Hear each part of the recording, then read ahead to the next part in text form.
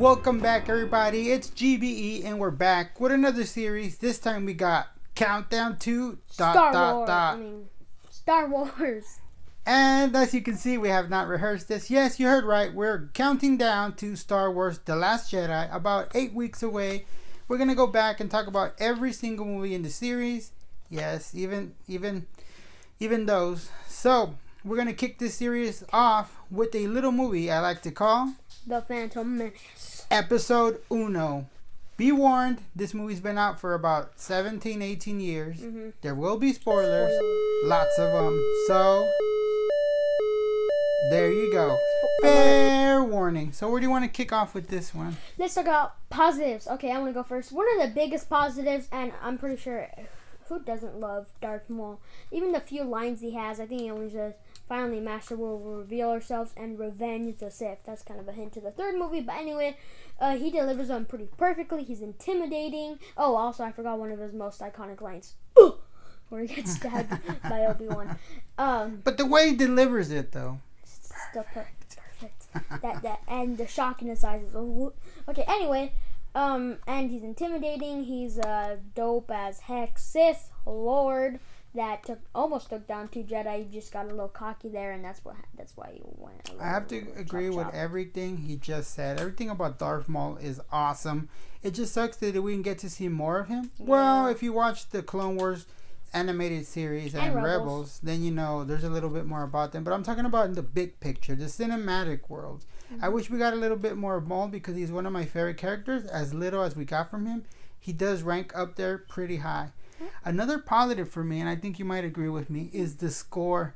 John Williams is the man, was the man, and will continue to be the man. And Duel of the Fates is so perfect to pretty much encase what's happening on screen with the lightsaber battle, the 2 Jedi versus this young Sith Lord.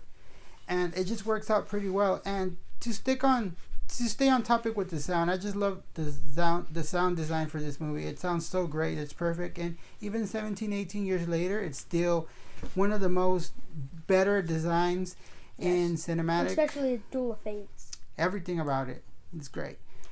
And I guess we have to get into some negatives about it. So there's a lot of those. Okay, anyway. Please bear with us. Jar Jar. Bro. Oof. He's Jar Jar. Everyone hates him. He's annoying. There's no purpose needed. All he does is butcher things up. And when the things are finally going in the Jedi way, he somehow just wrecks everything.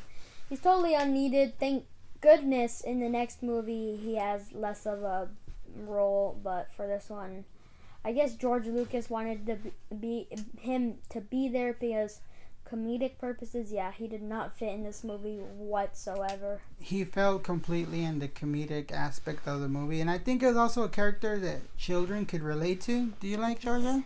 I hate Jar Jar. Do you like Jar Jar? Oh no, Misa hate Misa. Nobody likes Jar Jar. Even completely Jar Jar. Unnecessary, and I wish there was a version of this movie where they got completely rid of him. Yes. Another thing we have to hit on. This is a movie that was going to explain the origins of one of the most feared and fantastic villains in cinematic history, and that is the great Darth Vader. So we go back and we get to meet young Anakin. We get to see some of the darkness planted in him, why he becomes essentially a murderer. And all the anger and hate inside of him planted in his brain from a young child. But instead we get Yippee! Which is terrible. Everything about the character is just Terrible. The way Jake Lloyd delivers his lines is like almost like he's a step behind. It's like, I'm a person and I have feelings. I hate sand. It gets everywhere. Yeah, it's very bad. And I'm a slave. Yeah, exactly. He's supposed to be Still a slave. Happy. He's supposed to be a slave, but he's running around like being happy. I know. And he seems to come and go wherever he wants. I really don't understand the slave portion of it all. So I forget you, Waldo.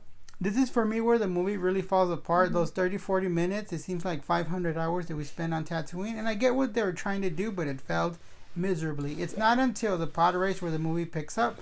But the pod race is also a positive / negative. Do you want to elaborate on that? Because it's like 10 minutes. maybe, and the first 3 minutes are cool. Oh, I love it. Listen to the sound. I know, vroom, vroom, and some people are blowing up, but it's getting tense, and 7 minutes later it's like... People are blowing up, it's still sort of they're getting going in circles! 20 minutes later, the race is still going, people are blowing up, it's still getting... And they're going in circles. It just gets very repetitive, and Yeah. after the first 35 minutes, it's not that long. We're exaggerating, obviously. It's like but 10 minutes. after the first 5 minutes, it just becomes a circle of great sound design. So that is a negative. It's a positive, but you know, it just really didn't work. Mm-hmm. I know that I, for myself, enjoy the political aspect of the movie. I felt that it brought it down to, it grounded it into some realism. And I know this movie at the core, this series at its core is about lightsabers and wizardry, the Force, about dogfights and these epic action sequences. But I kind of like that they brought that into it. But my partner here disagrees. The politic aspects to me is boring. And it just takes more out of the movie. And now in the in the original trilogy, you see Palpatine, he's like persuading Luke to the dark side. And everyone knows how he persuaded Anakin to the dark side. This one, his plan is to make freaking Padme and Amidala sign a paper and make him Supreme Jedi. I will not sign Senator. Or whatever, however she speaks. As you can tell, we have like a love-hate relationship with this movie because we do like some things about it, especially Darth Maul, but there's so much bad in it. And I should say it's not so much bad, it's just boring. Very, very boring. And that's sad to say because this is part of the Star Wars family and no one should ever say a Star Wars movie is boring. Well, we're going to wrap it up for now. We're going to be doing a movie each week leading up to The Last Jedi, so make sure to stay tuned for that. And I'm sure you guys were wondering about our special guest here. And Monday, Tuesday, Adrian's going to release a vlog about him and our little friend here.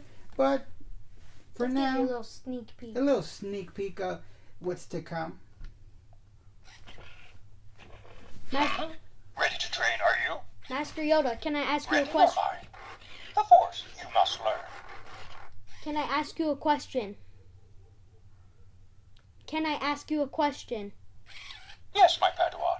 A question you may ask. Do you like Episode 1, The Phantom Menace? Always in motion. The future is. And that's it for now. If you like this video, make sure to like, share, and subscribe. We'll be coming back for more. As always, GV saying Bye.